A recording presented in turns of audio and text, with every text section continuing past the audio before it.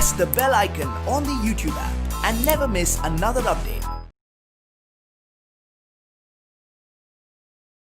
In the last class, we are learning about the Mughal Empire, isn't it? I already told who was the establisher of Mughal dynasty, and I also explained about the major campaigns and events of the Mughal emperors. Among them, I already explained about the Babur, Humayun, Akbar, Jahangir, and also Shah Jahan, isn't it? The main important campaign of the Shah Jahans were, I already explained, just I will recall. Okay, the Afghan noble Khan Jahan Lodi rebelled against the Shah Jahan and he was defeated by the Shah Jahan, isn't it? And also the campaigns were launched against the Ahmadnagar and Bundelkhand were also defeated by the Shah Jahan. And the siege bulk from the Uzbeks was unsuccessful.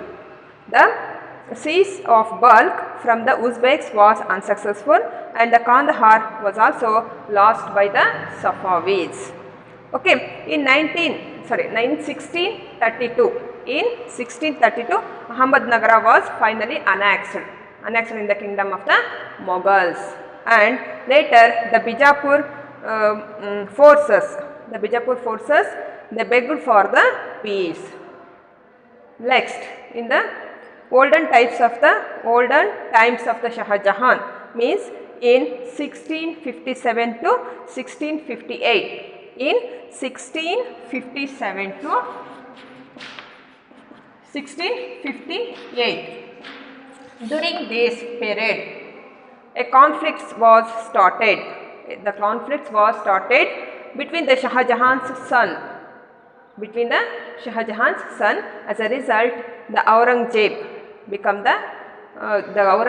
got victory and he became the ruler of Mughal dynasty. And his brothers including Dara Shikoh were killed.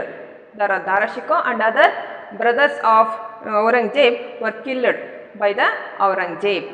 And the Shah Jahan was imprisoned in Agra jail. Okay, he was imprisoned and also he lost his life in Agra. This was the situation. Okay, next, after the Shah Jahan, the Aurangzeb became the ruler.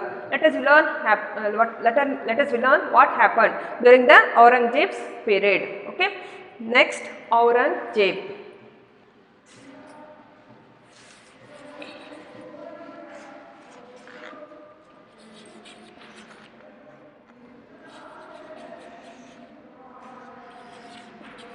Aurangzeb, his period was 1658 to 1707. Okay, he also continued the military campaigns against the other rulers. Especially he started the military campaigns against the northeast side, the Ahoms. He started the military campaign against the Ahoms. And also Ahoms, he got success, but his success was not permanent. He temporarily defeated the Ahoms in 1663. He defeated the Ahoms in 1663. It was not a permanent success.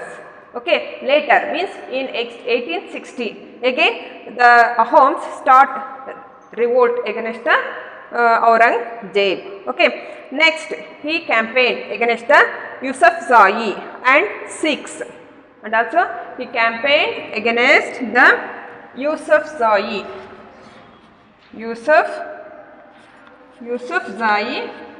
and he also campaigned against the Sikhs.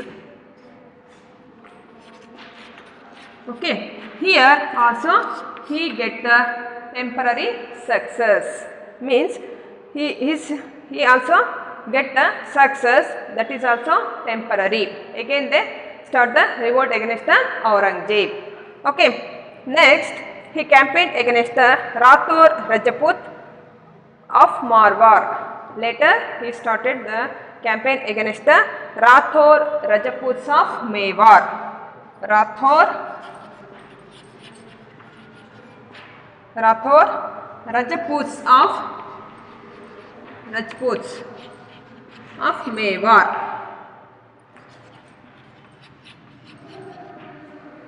Here he also campaigned against the Rathore Rajputs of Mewar, and also he got victory here. Later he started the campaign against the Marathas, especially in the Deccan side. Okay. Later the campaign against the Marathas were also, initially it was success to the Aurangzeb. Initially he got victory, but later what happened? At that time the Shivaji accepted the authority of the Aurangzeb. On that time, when he ready to accept the authority of the Aurangzeb, on that time he was insulted the Shivaji. Aurangzeb insulted the Shivaji. Not only he insulted the Shivaji, and also he imprisoned in Agra. Okay. So later the Maratha leader Shivaji escaped from the Agra. He escaped from Agra, and he restarted the campaigns against the Aurangzeb. Okay. In this way, initially the campaign against the Marathas were successful, but later he started the revolt against the Mughals. Okay. Next, the one of the elder son of Aurangzeb, his name was Akbar. Akbar started the revolt against the Aurangzeb with the support of the Maratha and Deccan Sultans. Okay, the prince Akbar. Who was the Akbar? Akbar was the eldest son of Aurangzeb. The eldest son of Aurangzeb started the revolt against his own father, with the support of the Marathas and the Deccan Sultans. Okay, Aurangzeb suppressed the revolt of the Prince Akbar. Not only he suppressed his revolt, and also finally he fled to Safavid Iran. Okay. Next, after the Akbar's rebellion, or after the Akbar's revolt, Aurangzeb sent his army against the Deccan Sultans. Why he sent his army against the Deccan Sultans? Because he supported to the Prince Akbar, isn't it? For that purpose, the Aurangzeb sent his army against the Deccan Sultans. So then the Bijapur was annexed. The Bijapur was annexed in 1685. In 1685, the Bijapur was annexed in the kingdom of Mughals. Later, the Golconda was also annexed in 1687. In 1687, Golconda was also annexed by the Aurangzeb. In 1865, Bijapur was annexed. Later, after the 2 years, means in 1687, the Golconda was also annexed by the Mughals. Okay. Later means from 1698, Aurangzeb personally managed the campaigns in the Deccan against the Marathas. Because why he personally managed the campaigns against the Marathas? Because the Marathas, on that time the Maratha starts the guerrilla warfare. The Maratha starts guerrilla warfare. What do you mean by guerrilla warfare? Guerrilla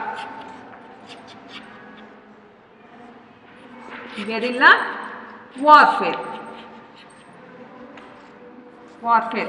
This is one of the warfare. The Marathas start this guerrilla warfare. What do you mean by guerrilla warfare? Guerrilla warfare means the Maratha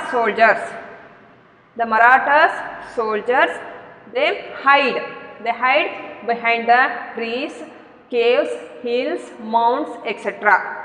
Okay, the Marathas soldiers, the Marathas armies, they were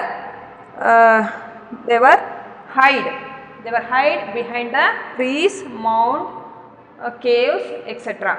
Okay, suddenly without giving any information to the enemies, without giving any information, suddenly they attacked on the enemies. Okay, as a result they got the victory, especially the night time. The night time they attacked on the enemies and they got the they can easily got the victory. This type of warfare is known as guerrilla warfare. Okay, the Marathas started this type of warfare against the Aurangzeb. For that purpose, Aurangzeb from 1698, Aurangzeb personally managed the campaigns against the Deccan region, especially the Marathas.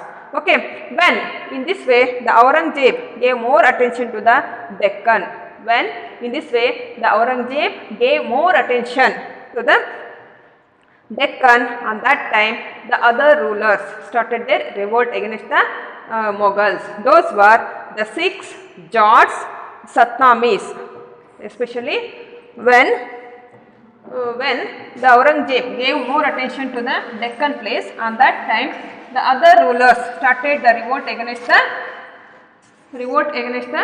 Aurangzeb. Those were again Sikhs,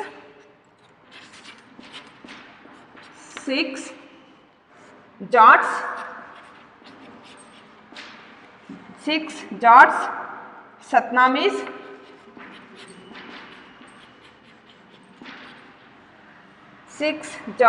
Satnamis, and also the Marathas.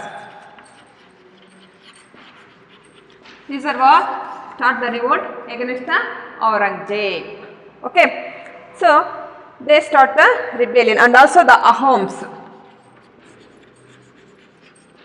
Sikhs, Jats, Satnamis, Marathas, and also Ahoms. Ahoms started their struggle against, they start their rebellion against the Aurangzeb. Okay, facing all these revolts,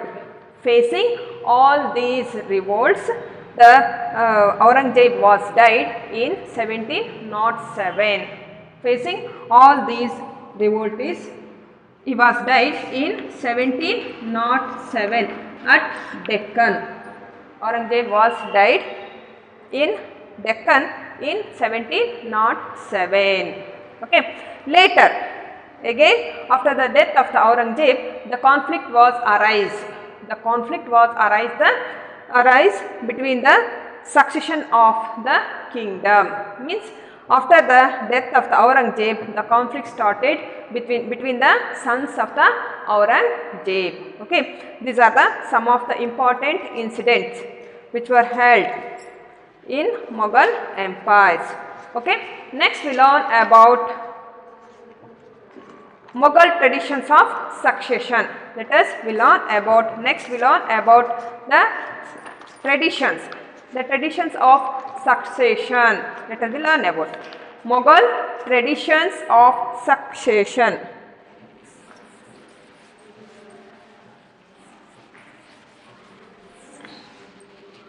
Mughal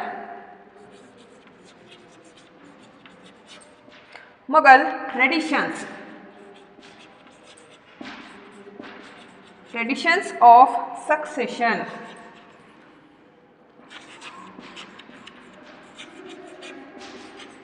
Mughals traditions of succession. Okay, the Mughals did not believe in the rule of primogeniture.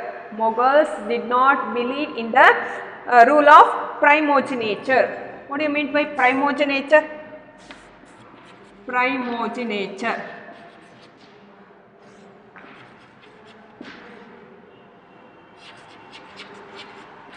This is the one of the type for the succession. Okay, they did not believe the method of primogeniture, and they followed the instead of the primogeniture method, they followed the co-portionary method. What is this co-portionary method?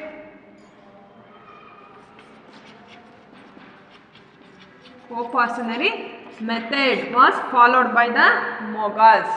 First we learn what is primogeniture method. Primogeniture method means where the eldest son inherited his father's estate. Where the eldest son inherited his father's estate. This type of method or this system is known as primogeniture. Means after the death of the king, his eldest son become the ruler of that kingdom. That is known as the primogeniture system or primogeniture method. So this was not followed by the Mughals. They are not believed in such type of method. Okay, they believed in the co-personary method. Co-personary method was followed by the Taimur. This is the one of the Taimurian custom. The Taimur and his successors followed this method. Okay, the Mughals were also liked. They believe in this co-personary method. What do you mean by co-personary method? Co-personary method means a division of inheritance amongst all the sons. The division of the inheritance. Inheritance means the kingdom which was come from their elders, come from their ancestors. That is known as inheritance. Okay, the kingdom which was come from their ancestors, that is known as inheritance. Okay, that inheritance divide among all the sons. Thus that type of method was known as co-personary inheritance. Understood what is co-personary method and also what is the primogeniture method? I will repeat once again. Primogeniture method means the elder son become the king of the kingdom. Understood? After the death of his father, the elder son become the king of that country or that kingdom. That is known as primogeniture method. Means the eldest son inherited his father's estate or kingdom. Okay, such type of method was known as primogeniture method. Okay, the Mughals did not believe this method. Okay, they believed the co-personary method. This method was followed by the Taimur. Was followed this system. Okay, the Mughals also believed the co-personary method, and I already explained when I was explaining about the Humayun, isn't it? After the death of the Babur, Humayun divided his kingdom. As a result, each brother got the provinces. I already explained about that. Okay, Humayun divided his kingdom according to his father's wish. I already told about that. So that method was known as co-personary method. Co-personary method means a division of inheritance. A division of inheritance amongst all the sons. According to this system, each sons get the provinces. Okay, the Mughals believe such type of method or system, that is known as co-personary method. Okay, so next we shall learn about what was the relationship of the Mughals with the other rulers. Next we learn about Mughal relations with other rulers. Mughal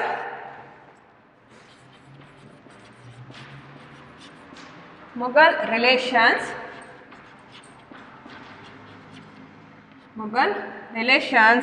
with other rulers.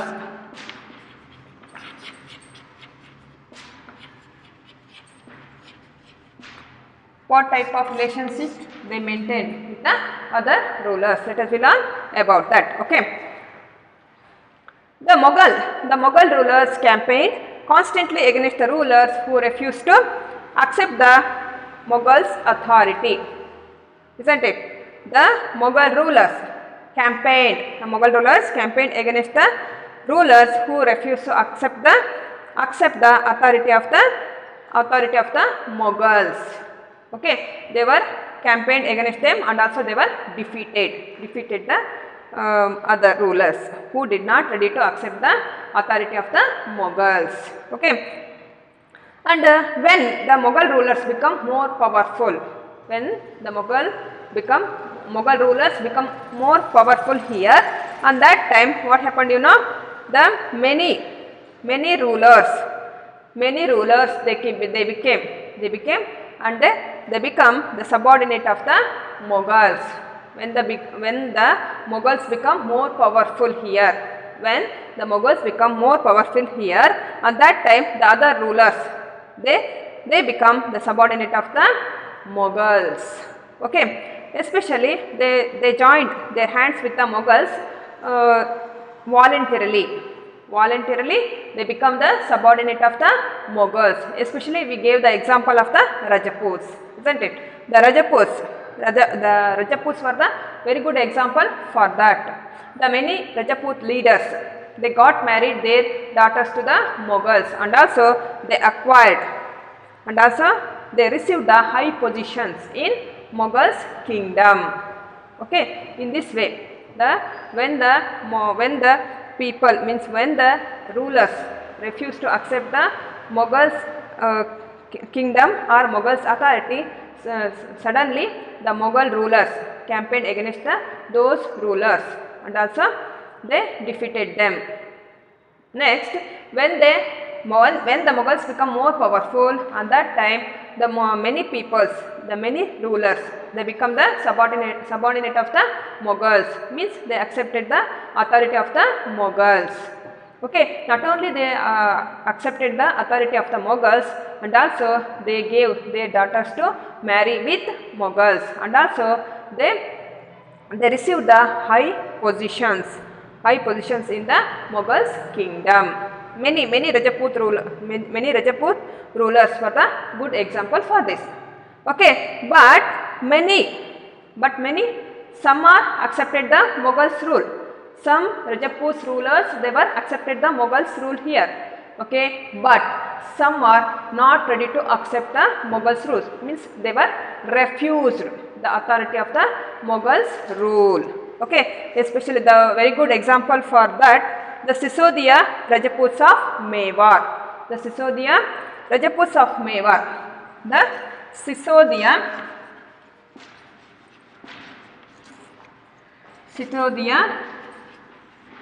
Rajaputs of Mewar.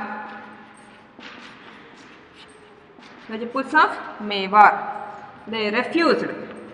Sisodia Rajaputs of Mewar, they refused the authority of the Mughals. They refused the authority of the Mughals for a long time. Okay, so when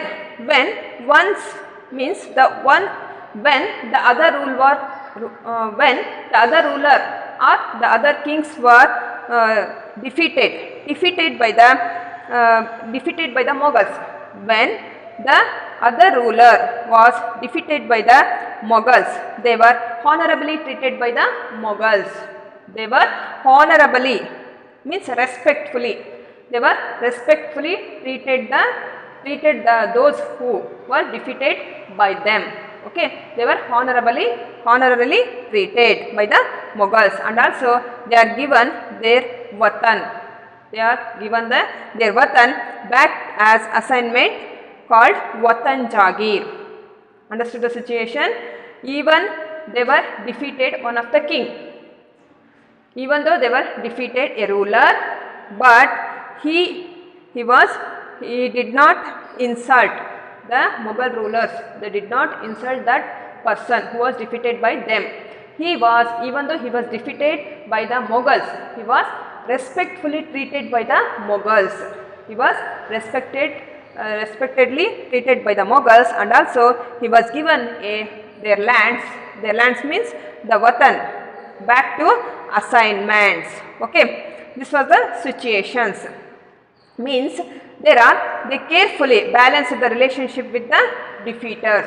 In this way, the Mughals carefully balanced the relationship with the defeaters. As a result, the Mughals extend their influence all over the part of the India. Okay, as a result, means they did not insult the kings who were defeated by them. So they carefully balanced the relationship with the defeaters. As a result, it extends their influence. This situation extend the influence of the kings and chieftains all over the India. In this way, the Mughals become more and more powerful here. Okay, this situation was not maintained by all the times. This type of situations was not maintained in all the times, especially the Aurangzeb's time. Understood the situation? This situation was not maintained by the Aurangzeb. What happened in the Aurangzeb period? Even though Aurangzeb period, the Maratha leader Shivaji started the revolt against the Aurangzeb, isn't it? Later, Shivaji was ready to accept the authority of the Aurangzeb. Even though he was ready, on that time the Aurangzeb was insulted the Shivaji, and also he was imprisoned in Agra. What happened later? He was escaped from the Agra, isn't it? He was escaped from the Agra, and later he restarted the campaign against the Aurangzeb. So in this way, as a result, the Shivaji restarted the campaign against the Mughals. Okay, this was the relationship of Mughals with the other rulers. Next we learn about Mansabdars and Jagirdars, who are called as Mansabdars and who are called as Jagirdars. Okay, what is the meaning of Mansabdar and what is the meaning of Jagirdar? Let us learn about that. Okay, next Mansabdars and Jagirdars.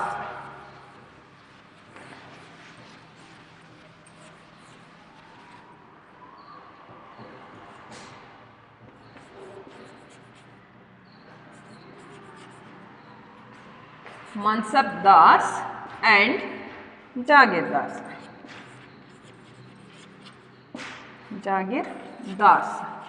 Let us learn about this. Okay, Mansabdars and Jagirdars. As the empire expanded, as the Mughals empire expanded, on that time the Mughals recruited, means the Mughals appointed many kinds of the people in their administration. As the empire expanded, the Mughal rulers appointed more kinds of the peoples in their administration. Those were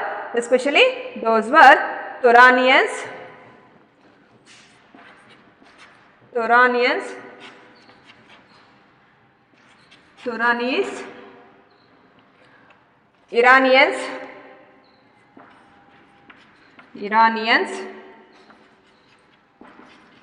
Iranians, Indian Muslims,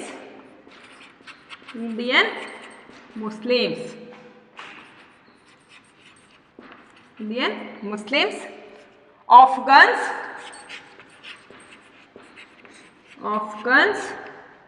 Rajputs,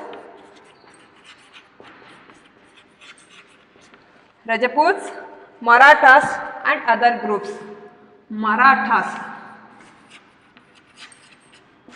Marathas and other groups.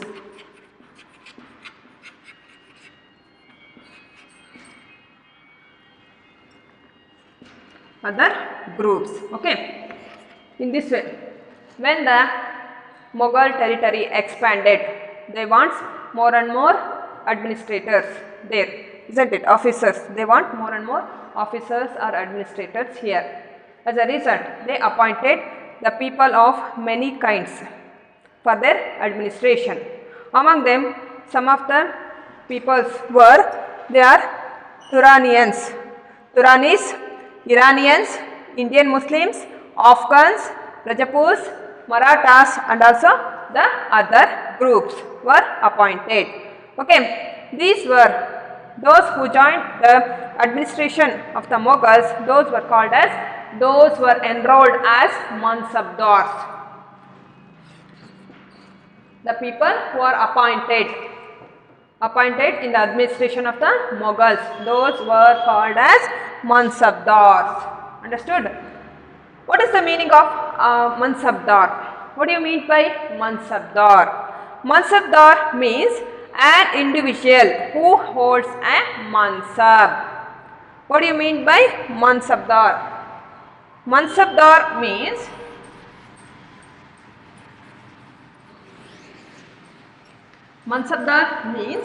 an individual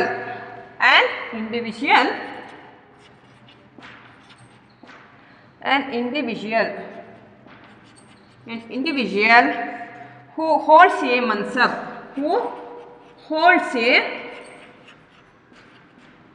mansab,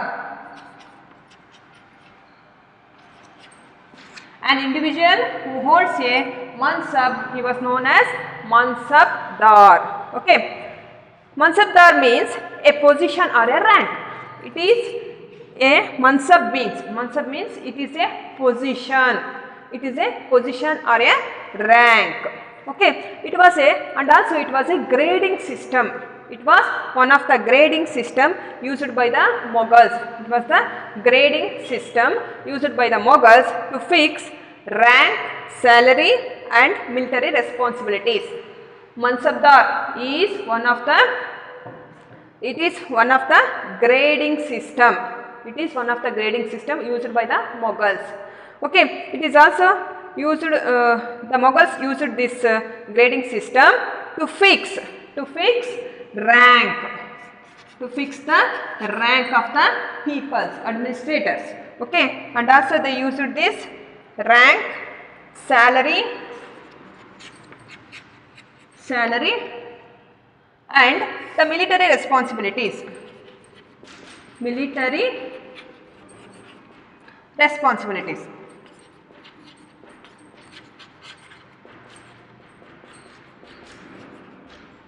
Okay, this is one of the system used in Mughal administration. Okay, the mansab means an individual who holds a mansab. He was known as Mansabdars. Okay, the meaning of Mansabdar is it is a position or a rank. It was a grading system used by the Mughals to fix rank, salary and military responsibilities. Okay. The rank and salary were determined by the numerical value called Zat. Zat is the highest post in Mansabdars. Okay, Zat is the highest post in the Mansabdars. He have the higher position. And also his position is very respectful in Mughals kingdom, and also he receives high salary. So those were called as Zat. The higher position in Mansabdars, the higher position, who have the higher position, he was called as Zat. He receives higher salary and good respects in the Mughals kingdom. He has the noble's position. Okay, so Zat is the higher position in Mansabdars. Okay, the Mansabdars have the military responsibilities. The Mansabdars should have the military responsibilities, and also they should maintain the the specified number of Sawars and cavalrymen. Okay, the Mansabdars have the Mansabdars should have the military responsibilities, and also they should maintain a specific number of Sawar or cavalrymen. Okay, the Mansabdar should brought their cavalrymen or the Sawars for the review once in a year or 6 months. They should bring that cavalrymen or the Sawar for the review. When they reviewed that, when the Mughal rulers reviewed that military force of the Mansabdars, and also they were registered in the book. Okay, so they got them registered. They used, the Mansabdar should use the branded horses. They used the branded, they maintain the branded horses here, and also they received money to pay them as a salary. Okay, this was the situation of the Mansabdars. Not only they received the salary, Mansabdars also received their salary, a revenue assignment called Jagirs. The Mansabdars received their salaries. The Mansabdar received their salaries as revenue assignments called Jagir. They received their salary, the revenue assignments called Jagir.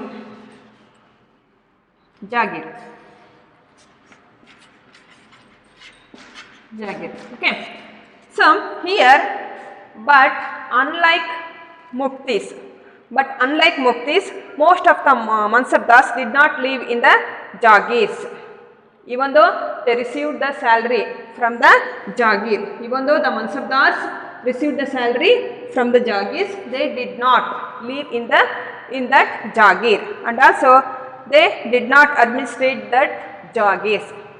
These Jagirs were not administered by these Mansabdars. Only they have the right to collect the revenue from this Jagir. Only the Mansabdar have the right to collect the revenue from this Jagirs, which was collected for them, for their servants.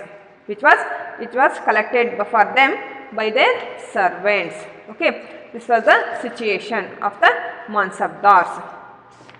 Okay, next let us learn what is the position of Mansabdars during Akbar period and later what happened. Let us learn. Okay, during the period of Akbar, these Jagirdars were carefully surveyed. During the Akbar period, these Jagirs were carefully measured so that their revenues were roughly equal to the salary of the Mansabdars. Understand the situation during the Akbar period. During the Akbar period, what happened? These Jagirs were carefully measured. Assessed means measured. Measured by the Mughals. Okay, assessed so that their revenue, the revenue were roughly equal to the salary of the Mansabdars. As a result, there was no problem was arise during the period of Akbar. Means the Jagirs means the revenue which were coming from the Jagirs is equal to the salary. As a result, there is no problem was arise during the period of the Akbar. Later, the problem was arise during the period of the Aurangzebs. Do you know what happened in the period of the Aurangzeb? The Aurangzeb period, the actual revenue was collected was often less than the granted sum. It was less than the granted sum. As a result, the number of Mansabdars increased. Rest of the situation, the actual revenue collected was often less than the granted sum. So on that time, the number of Mansabdars increased. So Mansabdars were waiting a long time to receive a Jagir. Mansabdars were waiting a long time to receive a Jagir. Okay, when they got the Jagir, when they get the Jagir, at that time many Jagirdars, when they are waiting for the Jagir, many Mansabdars waiting for a Jagir because there is a shortage of the Jagirs during the period of the Aurangzeb. Okay, when the Jagirdars get a Jagir, and on that time they try to extract They try to extract. They try to extract means they try to collect. They try to collect as much as revenue as possible while they have the Jagirs. Okay. This was the situation of the Aurangzeb. As a result, the Aurangzeb was unable to control these situations or these developments. These developments were not controlled by the Aurangzebs. As a result, here the peasants or the farmers were suffered a lot. This was the situation of the Mansabdari system during the period of the Aurangzeb. Okay. So, as a result, the farmers were suffered more and more during the period of the Aurangzeb. This is Mansab and Mansabdars. Okay. Next, we learn about the Zabt and Zamindars. What is Zabt and what is Zamindars? Let us see who are called as the Zamindars. Let us learn about that. Okay. Next, Zabt and Zamindars.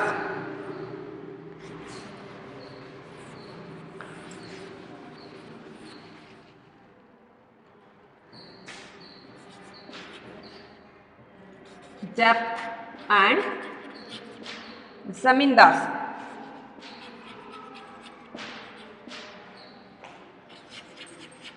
Who are called as Zamindar? What is Zabt? Let us learn about that. Okay. So, during the period of Mughals, the majority of the peoples were farmers.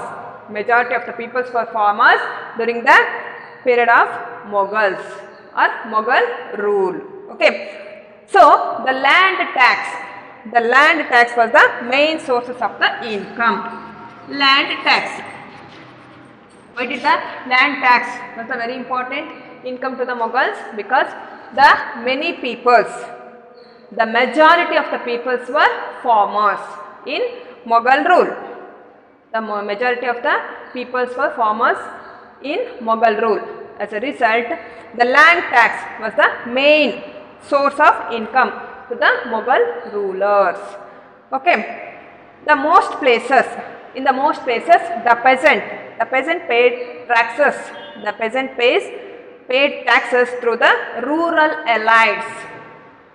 The most of the places, peasants means the farmers. The farmers paid taxes through a rural elites. What do you mean by rural elites? Rural elites.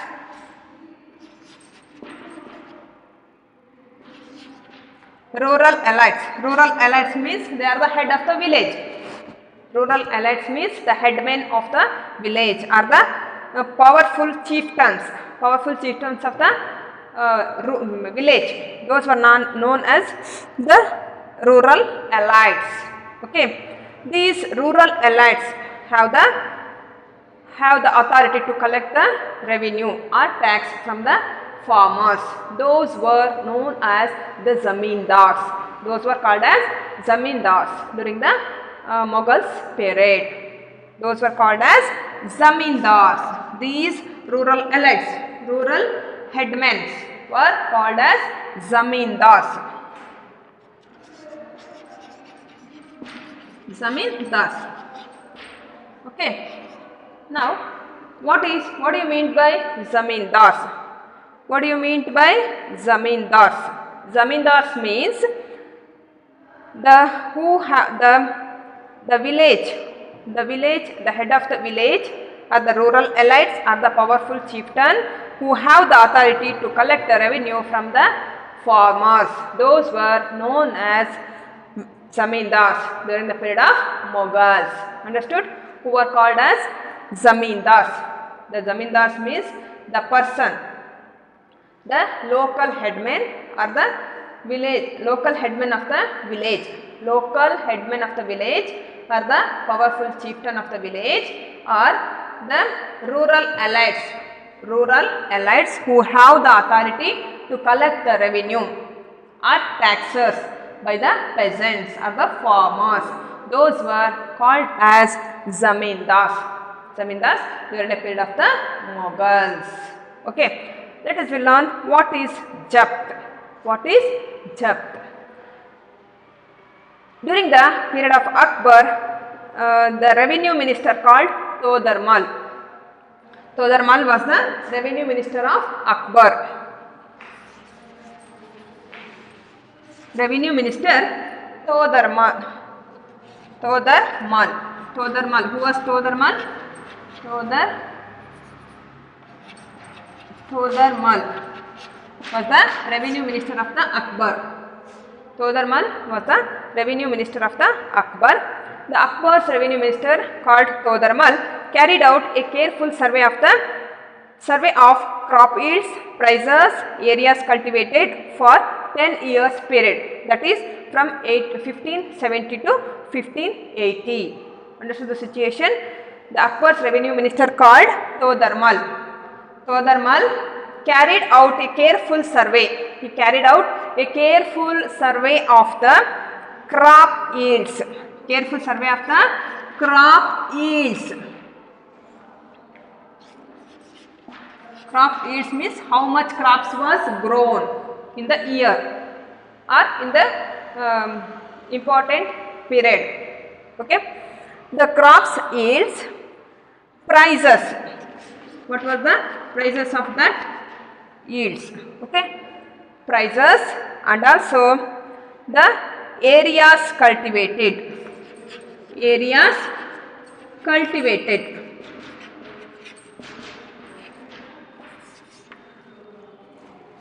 Akbar's revenue minister Todarmal carried out a careful survey of the crop yields, prices, areas cultivated for 10 years, not 1 or 2 years. About 10 years, for 10 years. For 10 years means 1570 to 1580. 1570 to 1580 means 10 years. He carried out this survey for 10 years. Okay, for 10 years. On the basis of this data, tax was fixed on each crop in cash. Understood the situation? On the basis of this data, the tax was fixed on each crop in cash. Okay. Each province was divided into a revenue circle. So, such type of revenue system is known as Japt. Okay. Revenue rates here. Each provinces was divided into revenue circles with its own schedule of revenue rates for individual crops. So this type of revenue system was called as Japt. Understood the situation? What is Japt? Japt means the Todarmal, the revenue minister of Akbar, Raja Todarmal carried out a careful survey of the crop yields, prices, areas cultivated for the 10 years. So later, after this survey, he fixed the data. On the basis of this data, he fixed the tax for each crop in cash. Okay, and also each provinces was divided into a revenue circle with its own schedule of revenue rates for individual crops. Such type of revenue system was known as Japt. Okay, it was prevalent in those areas where Mughal administrators could survey the land. This was prevalent in those areas where Mughals administration could survey the land. Okay, and also keep very careful accounts, and also they keep this survey data very carefully. Okay. Later, in some areas, zamindars exercised their great deal of power. In some places, the zamindars become more powerful. They exercised their power in that region. Later, the exploitation was started by the Mughal administrators. Start to exploit the peasants or the farmers. Sometimes the zamindars and the peasants. Sometimes the zamindars and the peasants were same caste were allied. They start a revolt or rebellion against the administrators of the Mughals who exploited them. As a result, it questioned or challenged the stability of the Mughal empire from the end of the 17th century. This was the situation of the farmers in Mughals rule, Mughals time. Okay, we shall stop here. We shall continue the next period.